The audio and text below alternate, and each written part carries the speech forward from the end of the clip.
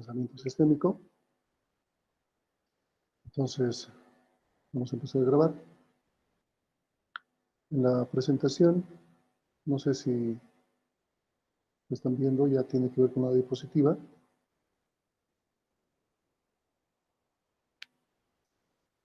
¿Alguien me podría realimentar, por favor, si se está viendo ya la diapositiva? Estoy con dos pantallas y no estoy seguro. Ok. Pues vamos a hacer un repaso simple de los modelos mentales y formales. Hemos visto los bucles, los ciclos de realimentación, tanto positivo como negativo. Aquí tenemos el efecto bola de nieve, en realidad con un ciclo positivo.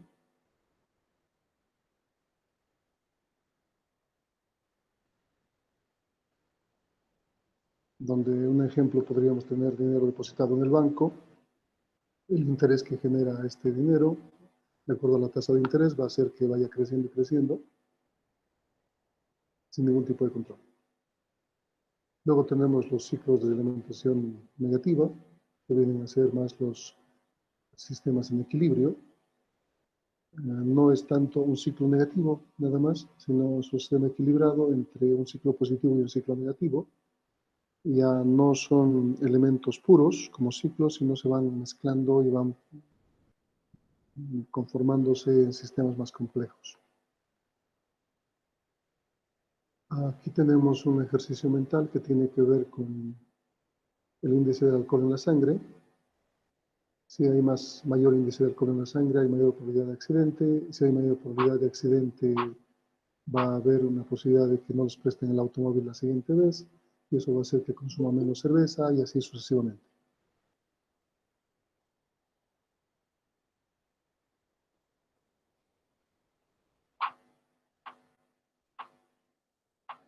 Tenemos un conjunto de elementos que ya no necesariamente van a ir en torno a un ciclo específico, sino a una serie de relaciones causales que van a permitir que se pueda lograr algún tipo de reflejo o comportamiento del sistema real. Habíamos hablado dentro de las 5 disciplinas sobre el modelo mental, y les había dicho que el modelo mental es la primera percepción que tienen ustedes sobre algo, no necesariamente la correcta a veces, y que de alguna forma tiene que irse refinando para lograr tener algo válido. Este algo válido es un modelo formal. El modelo formal puede ser un modelo matemático, puede ser un modelo conceptual. Nosotros vamos a trabajar en esa mezcla. Con los arquetipos sistémicos hemos estado trabajando en modelos conceptuales, pero que no se reflejaban en modelos matemáticos, porque no los llevábamos a una computadora ni los simulábamos. En esta etapa lo que vamos a hacer es armar los modelos conceptuales otra vez, ya no vía modelos causales, pero sí vamos a utilizar otro esquema que nos va a permitir armar modelos conceptuales y a estos asociarlos a un modelo matemático, de tal manera que podamos utilizar la computadora para simularlos. Esa es la importancia de esta etapa.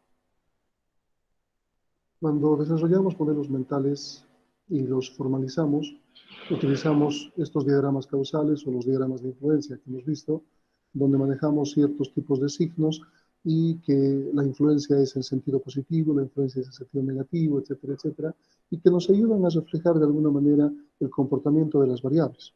Es bastante útil para poder entender de qué forma se van comportando los sistemas. Tenemos relaciones causales simples, donde puede haber una relación entre dos variables, como hemos visto en clases anteriores, o puede haber relaciones un poco más complejas.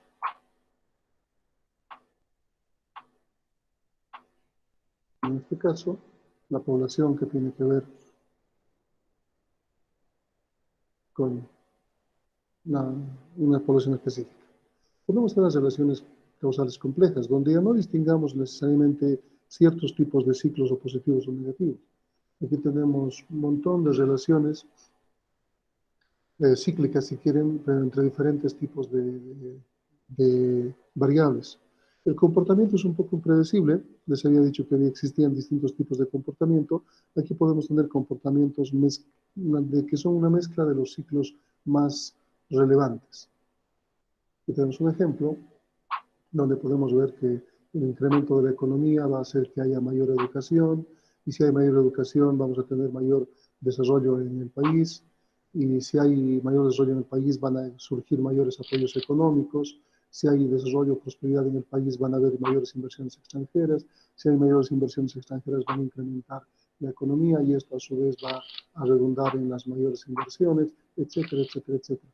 Nos vamos tornando, bueno, en un sistema más complejo, una relación causal compleja, que nos muestra una interrelación de muchas variables.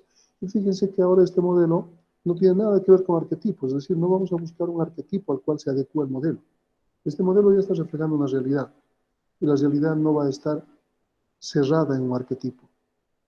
Es como cuando en algún ejemplo me preguntaban si ese sistema se podía resolver con algo más que en ese arquetipo. Y les decía que sí, pero que de momento estábamos encajonados en algo para poder trabajar, ¿no? Entonces, las relaciones causales complejas ya son relaciones o interrelaciones de variables. Y ya no importa que sigamos un arquetipo o no. Es como una modelación un poco más libre. Estábamos modelando en forma encajonada hasta la clase anterior y desde ahora vamos a empezar a modelar en forma libre. Es un modelo formal de manera específica, de manera clara para nosotros va a ser un modelo matemático. No vamos a trabajar con las matemáticas con ecuaciones diferenciales o sistemas de ecuaciones integrales, ni integrar algún tipo de variable. Vamos a manejar las matemáticas como algo que está subyacente a nuestro modelo conceptual, pero implica que vamos a manejar matemáticas. La base para la dinámica de sistemas es las ecuaciones diferenciales. Bueno, hablando de ecuaciones diferenciales, vamos a distinguir una solución analítica que vendría a ser cálculo 1, cálculo 2, cálculo 3, una solución analítica, de una solución computacional, que vendría a ser análisis numérico, en todo caso, integrando numéricamente, derivando numéricamente. Vamos a utilizar esta segunda y no la primera. Aunque, sin embargo, en cierto momento, cuando les empiece a ejemplificar, les voy a mostrar las dos soluciones, la solución analítica y la solución computacional, y ustedes van a llevarla a término, es decir, van a graficar la solución analítica y van a resolver el problema computacional y van a comparar los resultados. De tal manera que van a darse cuenta que no importa por qué camino vayamos, si queremos complicarnos con las matemáticas duras y resolver el sistema, o si queremos facilitarnos con una modelación conceptual que tiene por debajo matemáticas y tener el mismo resultado. Para que prueba de esto, en nuestro primer ejercicio, la siguiente clase, va a ser compararlo con el Excel. Vamos a utilizar Excel para hacer dinámica de sistemas. Y se van a dar cuenta que la matemática por debajo de la dinámica de sistemas no es fuerte. La dinámica de sistemas tiene 4 etapas, si bien esta diapositiva nos muestra 3, en el texto están distinguidas como 4, que tiene que ver con una interrelación entre el mundo real, con donde tiene un sistema real, que pasa a un modelo mental, la primera percepción que se tiene de algo, y luego esto pasa a un modelo formal. Esta es una metodología que puede ir y volver. O sea, podemos volver del modelo formal al mundo real, porque nos ha faltado algo, porque necesitamos más información, etcétera, etcétera. Hasta que tengamos reflejado como tal el modelo formal al final. En la evaluación podemos manejar también la implementación a la prueba. Si bien aquí están describiendo las fases, no las vamos a describir en este momento. Vamos a utilizar nuestro texto. Aquí está la cuarta parte de la implementación que no se ve en la gráfica. A ver, lo que quiero reflejar es que vamos a pasar de esto que hemos estado acostumbrados a trabajar en este momento, hasta este momento, diagramas causales o diagramas de influencia, que nos van mostrando interrelación de variables, a este otro, que es un diagrama de dinámica de sistemas, un diagrama Forester, que es el nombre por el autor, o a veces se le llama diagrama flujo-nivel, por los elementos más relevantes que tiene. Entonces vamos a utilizar variables que van a tener un tipo específico. Ya no va a ser una variable y una constante, nada más como hemos diferenciado en diagramas causales. Ahora las variables van a tener algún tipo de funcionalidad, Y en función de esa operatividad que podamos darle a la cierta variable, vamos a relacionarla con una ecuación matemática. Entonces, en los rectángulos que ven ustedes aquí son niveles, vamos a verlo ya en las subsiguientes clases esto, y va a estar relacionado con algún tipo de variable de integración. Estas otras variables son las variables de flujo.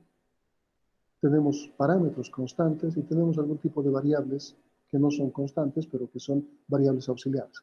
Pues vamos a empezar a utilizar este tipo de elementos para empezar a armar. Una buena forma de relacionar y de empezar a trabajar es empezar por un diagrama causa-efecto y pasarlo a un diagrama flujo-nivel.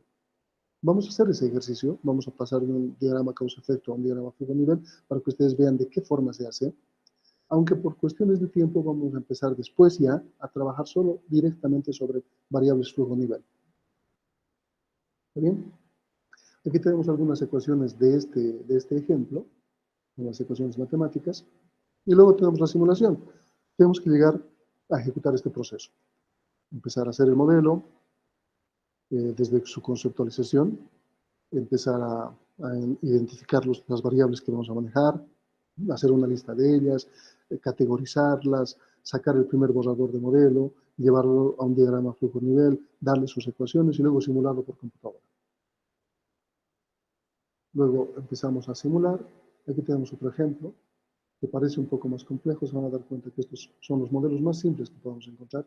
Justamente cuando empecemos a armar los modelos se van a dar cuenta que no es lo complejo del sistema que tiene que reflejarse. Cuando se empiezan a buscar relaciones, se empiezan a relacionar dos variables, luego solamente una tercera, una cuarta, una quinta, una décima, una vigésima, una trigésima, y se va armando el modelo y se va haciendo aparentemente complejo, aparentemente grande. Sin embargo, es simple de entender.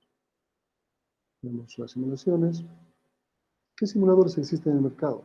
Bueno, estos son algunos, no son todos, los que permiten trabajar con dinámica de sistemas. Dynamo está citado aquí porque Dynamo es un lenguaje para dinámica de sistemas. Se lo ha desarrollado como lenguaje, no tanto como un simulador, como una herramienta, como un IDE.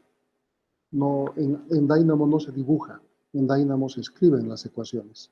Es algo parecido a utilizar LaTeX para hacer un documento. Se escriben de alguna manera los elementos para luego formar el documento. Aquí se escriben las ecuaciones, se escriben las líneas que van a permitir hacer la simulación. ¿Por qué está citado? Les decía, porque cuando hagamos esa relación de una solución analítica con una solución vía dinámica de sistemas, vamos a utilizar Dynamo. Justamente les voy a explicar cómo funciona Dynamo y es muy, muy simple. PowerSim es otro software que ha salido, pero que no tiene mucha popularidad. El último que está citado es Benzin. Y la versión que vamos a manejar se llama PLE, Personal Learning Edition. Es una edición gratuita cuando es académica. Claro que existen otras versiones de pago. La DSS es la versión más cara de Benzin, que debe estar alrededor de $500. Luego existen otras de Stella, que son más académicas, y iThink, que son profesionales. Yo les voy a mostrar una versión no pagada de iThink si quieren, pero les voy a mostrar la diferencia para que puedan ver lo que se puede hacer con iThink y lo que se puede hacer con Benzin. Si bien nosotros vamos a trabajar en el mundo académico con Benzin, con pequeñas cosas, con iThink se puede hacer cosas mucho, mucho, muy elaboradas. Lo malo es que iThink cuesta, las versiones más fuertes de iThink deben estar alrededor de $3,000. ¿Está bien? La que vamos a utilizar es esta, la página de la cual se pueden descargar la última versión. Existe para Mac, existe para Linux, existe para Windows. Se pueden bajar de benzin.com, bajan no la que diga Trial, sino la Personal Learning Edition, y cuando instalan les van a preguntar en qué uso van a tener. Si le dicen que es uso académico, les va a dar gratuito y se va a liberar. Tenemos con contexto. Entonces,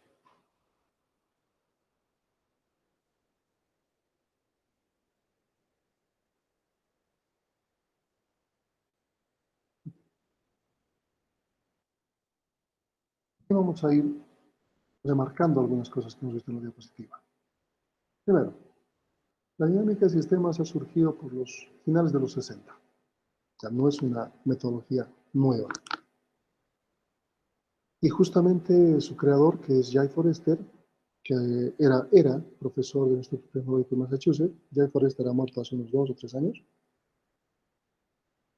le habían dado el trabajo de, en una empresa, poder representar su comportamiento y de alguna forma simular el comportamiento y generar algún tipo de herramienta para tomar decisiones en función de ese comportamiento. Y Forrester empieza a buscar todas las metodologías que en su época existían y no encuentra ninguna que le permita representar lo que era esa empresa. Era una industria y no podía representarla. Así que empieza a diseñar su propia metodología. Inicialmente le llama dinámica industrial, porque le ha permitido poder simular una industria. Y ante el éxito de esto, empieza a existir más seguidores de Forrester con la idea.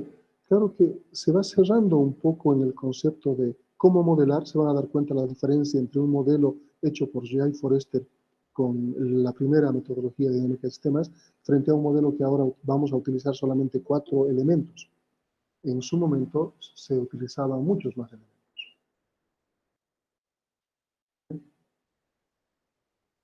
Aprovechar para tomar asistencia.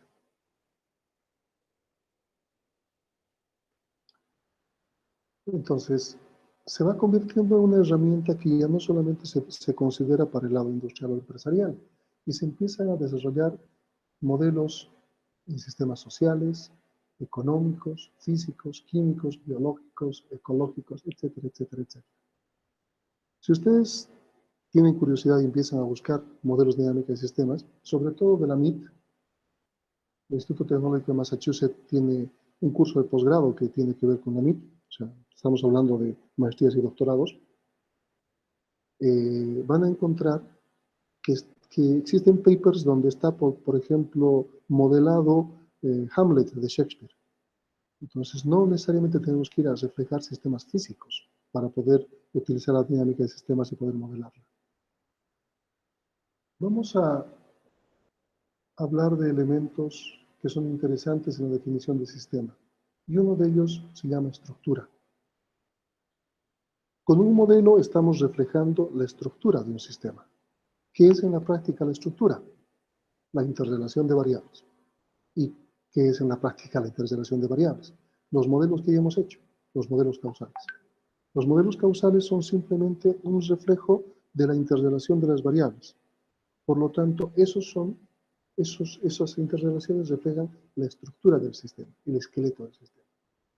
En esa estructura tienen que estar reflejados los elementos más relevantes, no todos.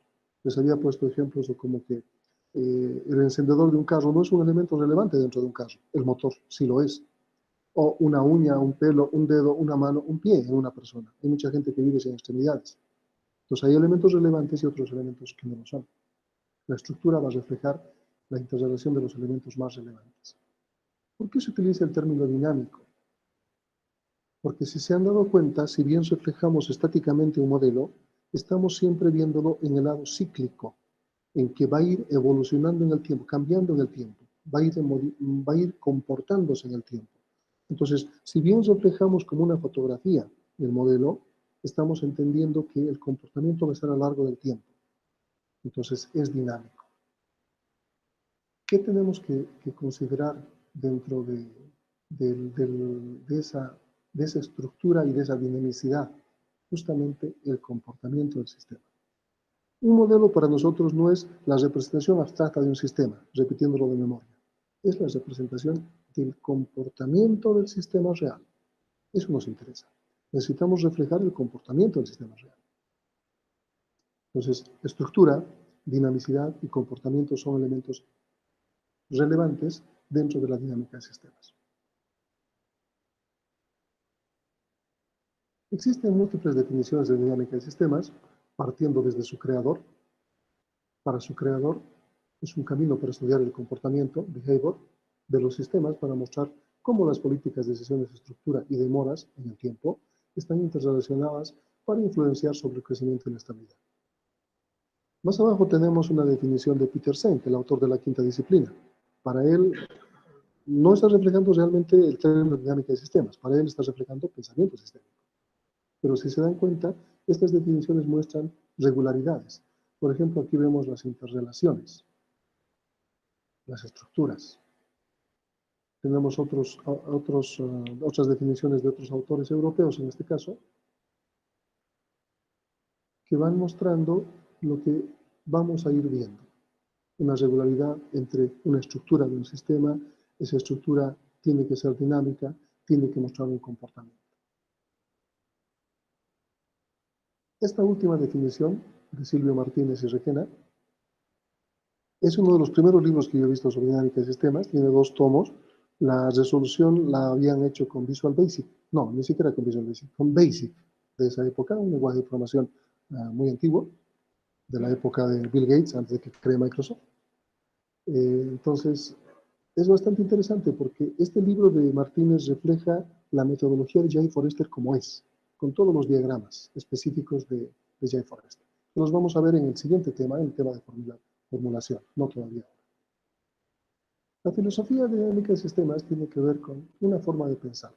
Les había dicho, habíamos empezado la materia con la teoría general de sistemas, y les había explicado que la teoría general de sistemas es una metateoría, es una teoría de teorías que regulariza, que conjunciona todas las regularidades. Podemos decir que ahora hablamos de lo mismo, o sea, es sistema, si estamos hablando de un sistema médico, un sistema social, un sistema empresarial, un sistema físico, un sistema industrial, el arte, la ciencia, lo que sea, lo que podamos reflejar. Donde pueda ir nuestros ojos y nuestra vista, vamos a ver un sistema. Y ese sistema es parte de la teoría general de sistemas. La teoría general de sistemas, una forma de aplicarla es el pensamiento sistémico.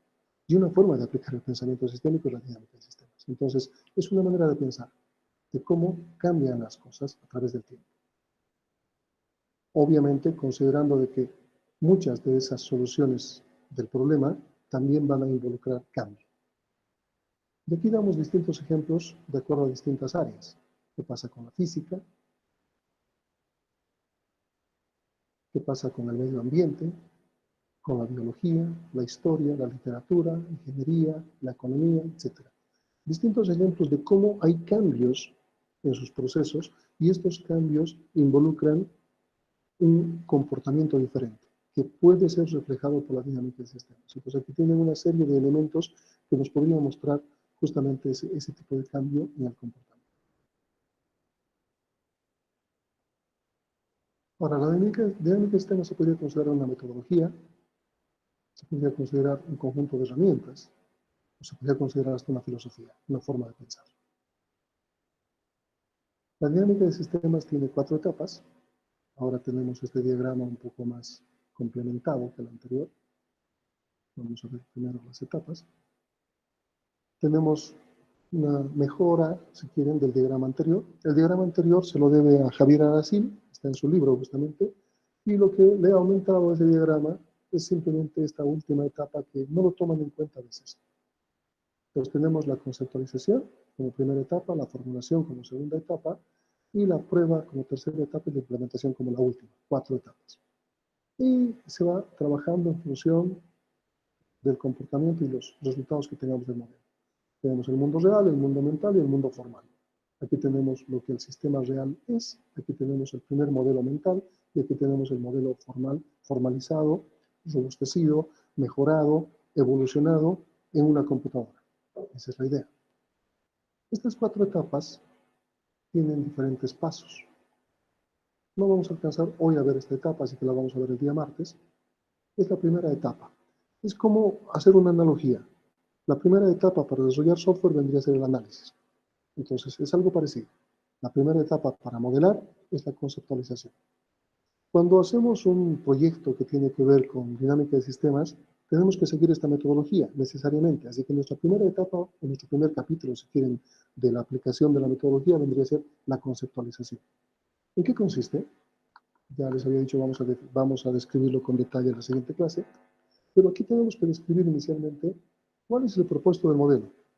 Si bien tenemos, bueno, y ustedes van a tener que hacer una práctica al respecto de la pandemia, por ejemplo, que ahora nos azota. Tenemos la pandemia del COVID. Esta pandemia puede ser estudiada desde distintos tipos de ángulos. O sea, podemos estudiar la incidencia en la mortalidad, podemos estudiar cuáles son las edades o el rango de edades más vulnerables en el sentido de la enfermedad. podemos estudiar cuál es el índice de contagio, podemos estudiar cuál es el alcance, las formas de contagio, podemos estudiar cuál es la efectividad de los tratamientos que se están realizando. O sea, fíjense que he citado solo 5, pero podemos encontrar N propósitos para modelar un mismo sistema, que significa que vamos a tener N modelos sobre el mismo sistema, cada uno dirigido a resolver algo específico. Jamás vamos a tener un modelo, un macromodelo, que represente todo el sistema. Es imposible. Entonces necesitamos definir el propósito del modelo. Luego, en función del propósito del modelo, bueno, junto con el propósito del modelo, vamos a tener algo que se llama audiencia. ¿Para quién estamos haciendo el modelo? ¿A quién le va a servir como herramienta para tomar decisiones? Tenemos la frontera del modelo, que en función del propósito significa identificar variables y decir qué queda dentro y qué queda fuera. Cuáles son las endógenas, cuáles son las exógenas. Para que cuando empecemos a relacionar nuestro modelo sepamos qué variables son nuestras y podemos modificar y qué variables vienen de afuera y no podemos modificar, pero nos afectan. Luego, en función de determinar qué variables son el conjunto de nuestro modelo, no tenemos todavía un modelo, tenemos una lista de variables categorizadas, nada más, empezamos a dibujar los modos de referencia. Escogemos las variables de estado que le hemos llamado antes, las variables más importantes. Por ejemplo, en el caso de la enfermedad podría ser población vulnerable, población infectada, población tratada y podría ser población curada, si es que si realmente es inmune para volverse a infectar o no. Entonces podríamos tener 4 variables clave. ¿A qué nos referimos con modos de referencia? Podemos buscar información en Internet o en el CEDES y que nos diga cómo se comporta la población infectada. Sigue un crecimiento exponencial. ¿Okay? ¿Cómo se comporta la población tratada?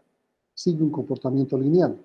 ¿Cómo se comporta la población, no sé, contagiada? Estos siguen de esta forma. Entonces vamos a tener algún tipo de representación, ya sea con dato histórico o con hipotético, según expertos, de cómo se comportan esas variables clave. Y para nosotros son los modos de referencia. ¿Para qué nos sirve? Para que etapas más adelante, cuando ya tengamos los resultados del modelo, podamos comparar con estos modos de referencia. Y si tienen el mismo comportamiento, nuestro modelo sirve. Si no tienen el mismo comportamiento, nuestro modelo no sirve y tenemos que mejorarlo. Una vez que tenemos los modos de referencia, la última etapa de la conceptualización, el último paso de la etapa de conceptualización, es diagramar los mecanismos básicos, que no es otra cosa que retomar nuestros diagramas causa-efecto. Estos diagramas causa-efecto tienen que reflejar estos comportamientos que estamos viendo en el paso anterior. Así que vamos a tener un modelo borrador. Este modelo borrador o submodelos borradores. No necesariamente podemos tener uno, podemos tener varios, independientes, separados, que van a ser nuestro primer punto de arranque para nuestro modelo formal. Entonces, ahí termina la etapa de conceptualización y pasamos a la etapa de formulación. El primer paso de la etapa de formulación es pasar de los diagramas causa-efecto a los diagramas Forester. Tenemos que traslapar estos diagramas de tal manera que ahora tengamos otros tipos de diagramas con identificación plena de qué función va a ejecutar cada variable. Luego vamos a colocarle ecuaciones a estos elementos y luego de colocar ecuaciones vamos a poner valores iniciales a los parámetros y con esto nuestro modelo está listo para funcionar, pero no está funcionando. Nuestra siguiente etapa es poner a simular el modelo y probar las hipótesis dinámicas. ¿Cuáles son las hipótesis dinámicas? Las que se van a crear cuando definamos justamente de qué manera se puede desarrollar el comportamiento de la variable clave. Estamos probando las suposiciones del modelo y estamos probando el comportamiento del modelo. Se puede hacer un análisis de sensibilidad para saber cuán sensible es nuestro modelo a ciertos cambios de parámetros.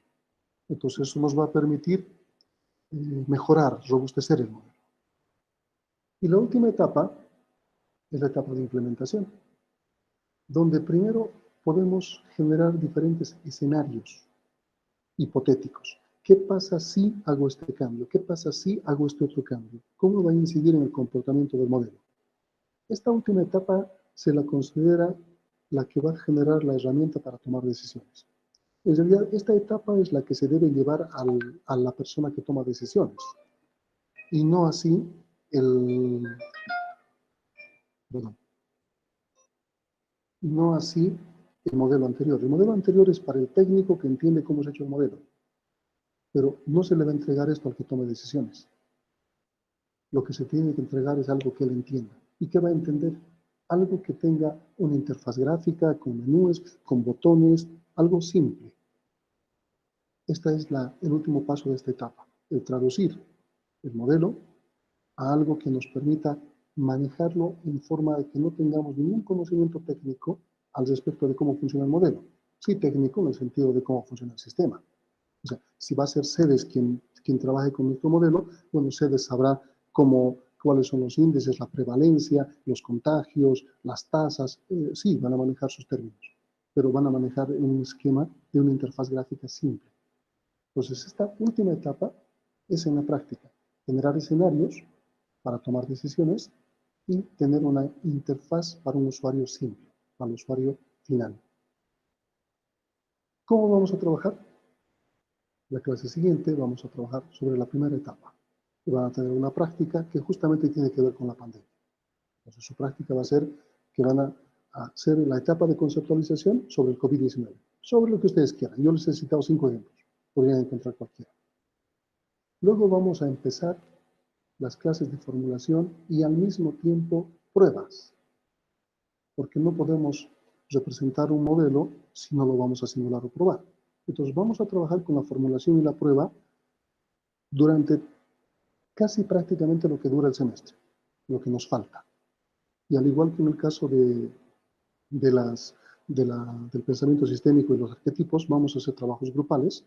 O sea, primero vamos a empezar a trabajar, yo les voy a empezar a mostrar cómo funciona, les voy a dar ejemplos, ejercicios, etcétera, etcétera, y luego vamos a pasar a los trabajos grupales. Para que yo les dé un problema, ustedes hagan el modelo y me muestren cómo funciona. Claro que ahora vamos a tener que hacer ya no modelos solamente en papel, vamos a hacer modelos directamente en la computadora. Así que va a ser mucho más interesante. Y como una de las últimas clases, vamos a hacer la parte de implementación, donde les voy a indicar de qué forma se generan escenarios y se hacen las interfaces gráficas. Pues esto es lo que nos queda del semestre, pero es es una etapa muy, muy interesante porque van a aprender a modelar en forma libre. No sé si tienen alguna consulta.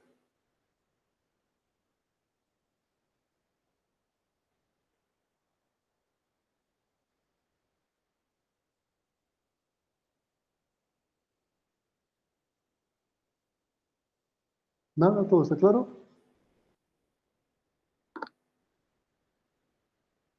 Me parece excelente. Entonces, no quiero empezar la parte de conceptualización porque prefiero hacerla solamente como una sola etapa para que sea sólida y podamos hacer ejercicios al respecto. Entonces, la siguiente parte que nos toca ver, que sería bueno que lean para el día martes, es la conceptualización de modelos de análisis de sistemas. Está en el texto, y en el texto nos va mostrando un ejemplo, así que vamos a seguir ese ejemplo.